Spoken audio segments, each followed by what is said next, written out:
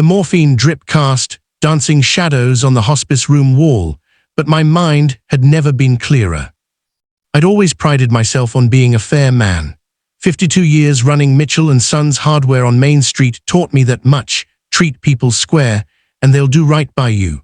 But as I lay in this sterile room, listening to machines beep out my remaining hours, I realized I'd been a damn fool about the one person who mattered most. My son, Marcus. The nurse had just left, her rubber shoes squeaking down the hallway, when I heard the familiar rumble of Marcus's truck in the parking lot. Through the window, I watched him climb out, not alone, but not with who I'd hoped. His wife, Vanessa, emerged from the passenger side, running her manicured fingers along the hood of a gleaming silver SUV I'd never seen before. Brand new, dealer tags still on it. Something twisted in my gut, and it wasn't the cancer. Dad, Marcus bounded in with that forced cheerfulness people use around the dying, as if enthusiasm could reverse the inevitable. You're looking good today, got some color in your cheeks. I was gray as old dishwater, and we both knew it. Nice vehicle out there, I said, keeping my voice even. Vanessa's. He had the decency to look uncomfortable. Yeah, well, her old car finally died, transmission went, we needed something reliable. Needed, I repeated. That's a $70,000 need if I've ever seen one. Marcus pulled up a chair, not meeting my eyes. Dad, let's not do this. Can we just have a nice visit? But I was tired of nice visits, tired of pretending. I'd been doing it for 3 years, ever since Marcus married Vanessa, a woman who looked at my hardware store the way a developer looks at prime real estate, calculating its worth down to the last nail. The money I transferred to you 6 months ago, I said, the $100,000, that was for your daughter's medical bills, Emma's surgery. His face flushed. Emma's fine now, Dad. The surgery went great. She's walking without pain for the first time in her life, thanks to you. How much did the surgery cost, son? Silence. Marcus, how much? $35,000, he mumbled, after insurance. The machines beeped their steady rhythm while I did math that would have been simple before the cancer fog. 35 from 100 left 65,000. The exact amount Vanessa had mentioned wanting for a dependable family vehicle during last Christmas dinner.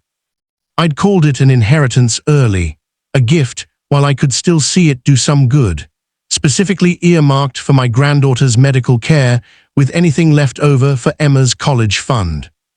Instead, it had sprouted leather seats and a premium sound system. Where's Emma? I asked. With Vanessa's mother. We thought it'd be easier, you know, not upsetting for her to see you like this. Like this, like dying. As if my 8-year-old granddaughter, who'd sat beside my hospital bed, reading me her favorite books for hours, who'd drawn me pictures of us fishing together in heaven, would be more traumatized by my yellowing skin than by not getting to say goodbye. No, Emma was with her grandmother, because Vanessa didn't want the child around to complicate this conversation with her innocent questions about where Grandpa's money had gone.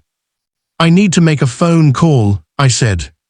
Marcus stood, eager to be useful, to do anything but talk about that SUV. Sure, Dad, you want me to dial someone? Your phone's right here. Privately.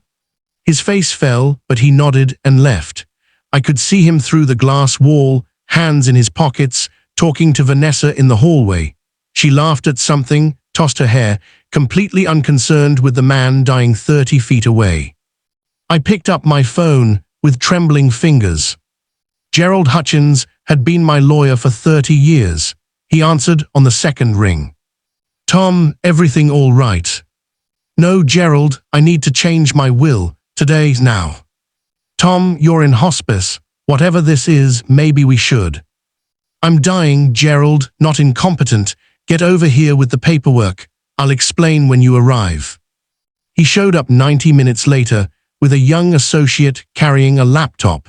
Marcus and Vanessa had disappeared to the cafeteria, probably celebrating their successful deception over overpriced coffee. Talk to me, Gerald said, settling into the visitor's chair. I told him everything. the money for Emma's surgery, the new car, the pattern I'd been willfully blind to for years, Vanessa's constant hints about my wasted space in the family home Marcus would inherit, her suggestions that I sell the hardware store to a chain and enjoy the proceeds while I could, meaning let her enjoy them. The way she'd isolated Marcus from his daughter, from me, from anyone who might question her influence. Gerald listened, his weathered face growing grimmer. "What do you want to do?" he asked. I told him. His eyebrows rose. "Tom, that's pretty drastic. I've got stage 4 pancreatic cancer and maybe a week left. Drastic is all I've got." We spent 2 hours revising everything. Gerald's associate typed furiously while I dictated, my voice growing weaker but my resolve strengthening. When Marcus and Vanessa returned, smelling of French fries and perfume, Gerald and his associate were packing up. "Dad, what's going on?" Marcus looked between us, suspicious now. "Just updating some paperwork," I said, "making sure everything's in order." Oh, relief flooded his face. "That's good, that's smart." Vanessa smiled at me, and for the first time I smiled back. She thought I was dotting I's and crossing T's on her future windfall. The hardware store, the house on Maple Street with its big yard, my life insurance, my savings. Let her think it. They stayed another hour, making small talk about Emma's soccer team and Marcus's job at the plant. I played along, the dutiful dying father grateful for company. When they finally left, Vanessa needing to get to some appointment, always something more important, Marcus hugged me carefully, afraid of breaking what was already broken. "Love you, Dad," he whispered. "I love you too, son," I said and meant it. That was the hell of it. I loved him desperately. That's why this hurt so much. After they left, I watched through the window as Vanessa drove away in her $70,000 inheritance, Marcus in the passenger seat, scrolling through his phone, oblivious. The call came 3 days later. I was barely conscious. The morphine turned up high when I heard Marcus's voice in the hallway, not cheerful this time, panicked. "What do you mean, to Emma, all of it?" I couldn't see Gerald, but I heard his calm lawyer voice. "Your father's will is very clear. The house, the hardware store, all liquid assets go into a trust for Emma to be administered by myself and Tom's sister until Emma turns 25. You're named as her guardian, of course, but you have no access to the trust funds." But that's everything. What about me? I'm his son." "You received your inheritance early, Marcus. $100,000 6 months ago. Your father was very specific about that in his documentation. For Emma's surgery, which cost $35,000, your father assumed the remainder went into Emma's college fund, as discussed, did it?" The silence was crushing. Vanessa's voice cut through it like a blade. "This is insane. You can't do this. We'll contest it. He was on drugs. He wasn't thinking clearly." "Mrs. Mitchell, your father-in-law was completely lucid when he made these changes. I have testimony from 3 medical professionals. The will is ironclad." I heard Vanessa's expensive heels clicking rapidly away, then Marcus's voice, broken, "Can I see him?" "Of course." Marcus came in alone. I forced my eyes open, fighting through the morphine fog. He looked 10 years older than he had 3 days ago, his face pale, eyes red. "Dad," he said, sitting heavily. "Dad, I'm so sorry. I should have told you about the car. I should have stood up to her. I wanted to make her happy, and I thought there was enough for everyone. I wanted to speak, to explain, but my tongue was thick, my lips numb." He took my hand. "Emma's outside. I brought her.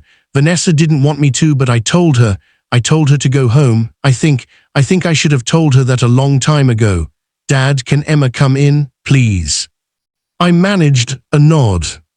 Emma came in like sunshine, her dark braids bouncing, her leg brace, the one she'd needed before the surgery, discarded months ago. She climbed carefully onto the bed beside me. "Hi, Grandpa," she whispered. "I drew you another picture. It's us fishing. See, you caught a really big one." I looked at the crayon drawing of stick figures by a blue lake, one figure with white hair holding an enormous fish, both figures smiling. With the last of my strength, I squeezed her hand. Marcus understood. That's all I'd wanted, for Emma to be taken care of, for her to have the opportunities that money could provide. College, security, choices. The hardware store would be hers someday if she wanted it, or she could sell it and chase whatever dreams she had. And Marcus, he'd have to learn what I'd learned running that store for 52 years, that you can't buy happiness, but you can sure as hell squander it. He'd have to learn to stand up, to choose, to be the man I'd raised him to be instead of the one Vanessa wanted. Sometimes the greatest gift you can give your child isn't money. It's a lesson.